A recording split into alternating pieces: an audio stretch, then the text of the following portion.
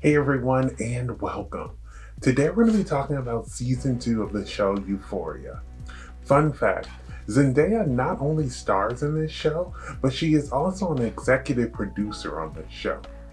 This season came out in 2022 and stars Zendaya, Hunter Schaffer, and Alexa Demie, and was created by Sam Levinson. So without further ado, let's get right into it.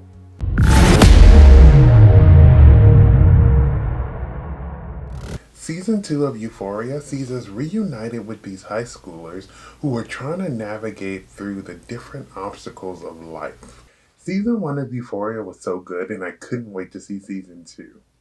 This season it was an enjoyable season to watch, but there were some obvious issues with the story that made this season a little bit messy.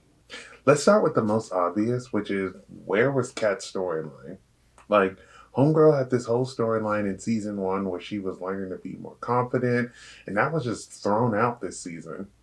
The one storyline that she does have is her being self conscious with herself and her relationship with Ethan, which leads to her ending that, even though in season 1 it is proven that he is probably like the perfect match for her.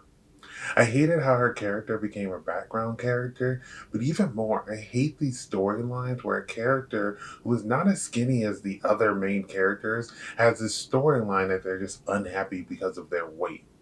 People can have more weight on their bones and just be happy. It's not like, you become heavier and then, you just become like depressed. I think that shows need to move away from that and create a different narrative.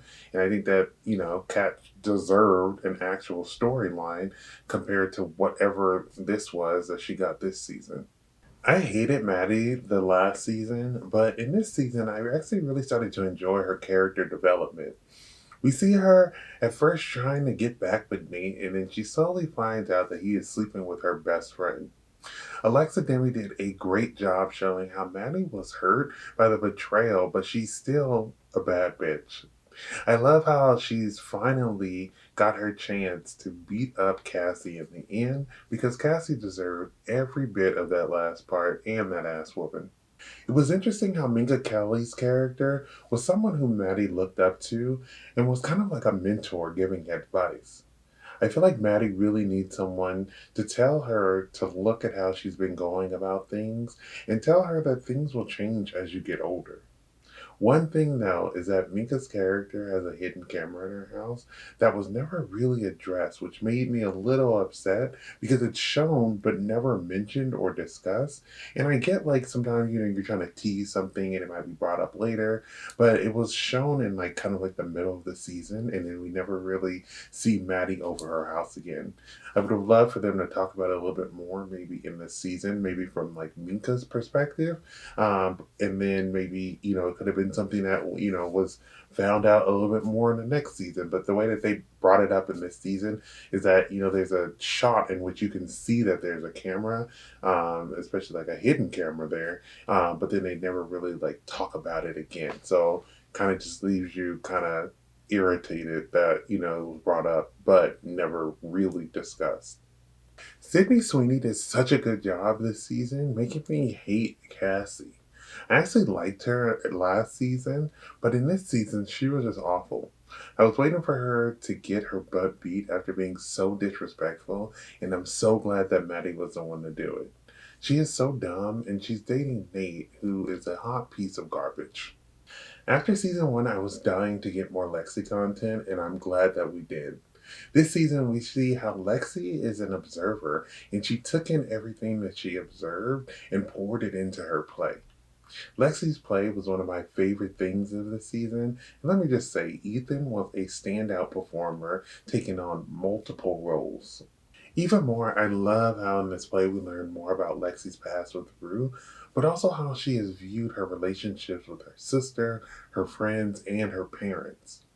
It was very eye opening considering how we knew Rue was a big part of her life in the past, but in this episode, it showed us how close they were, even bonding over the loss of their fathers, even though their loss is a little bit different, and how Rue's drug use is the reason why they grew apart.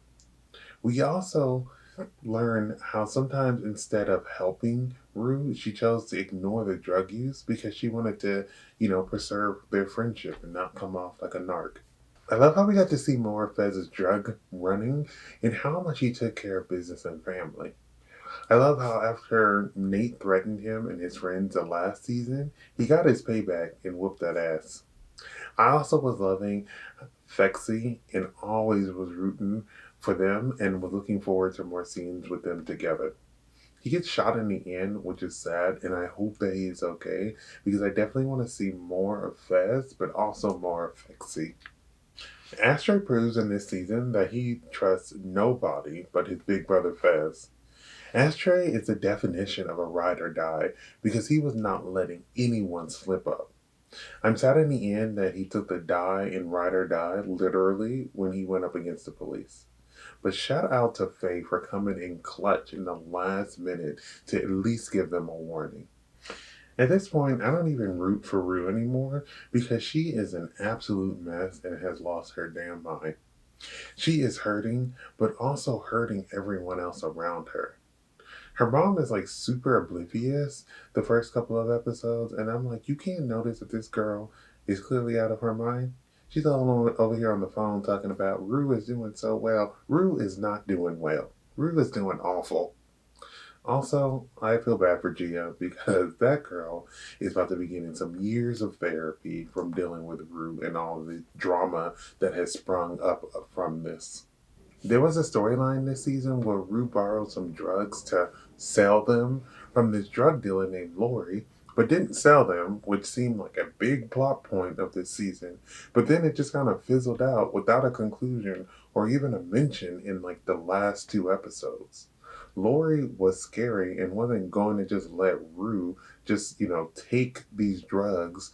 And I thought it was like a poor decision for them to not bring it up again because this is a really big deal that it's like $10,000 worth of drugs that was flushed down the toilet or that Rue used and Rue does not have the money for. And so I just think it's interesting that they decided not to bring it up again when it was a big plot point leading up until like maybe the last like three episodes. And then, they show Rue clean and then it just seems like they just completely forget about it. I'm pretty sure if you owe a drug dealer or anyone else $10,000, they're not just going to forget about it. Just like we, watching this show, did not forget about it. So I think that they should have handled that storyline a little bit differently. If they wanted to lead, the viewer on like a journey that would, finish up in another season, they definitely could have done that. But the way that they did it was made it seem like it just kind of went up with smoke and no one ever talked about it again. But it's definitely something that should have been talked about again because Lori, I can guarantee, has not forgot about that. Jules was so annoying this season. She does all this stupid stuff and then just wants people to forgive her. She's always playing the victim, and I'm like, girl, you just as guilty, so just go over there and take a seat and shush it. This season, she was also so worried about Rue cheating, and then she goes and cheats. Like, ma'am, what are you mentally ill? What is wrong with you? I'm glad Rue left her in the end so she can sit there and think about her actions because I don't know what she was thinking, but she, nope. Jules, you gotta go. Sorry. And don't get me started on Elliot. He is just a bad influence, and he is really just a high functioning addict. He needs just as much as help as Rue.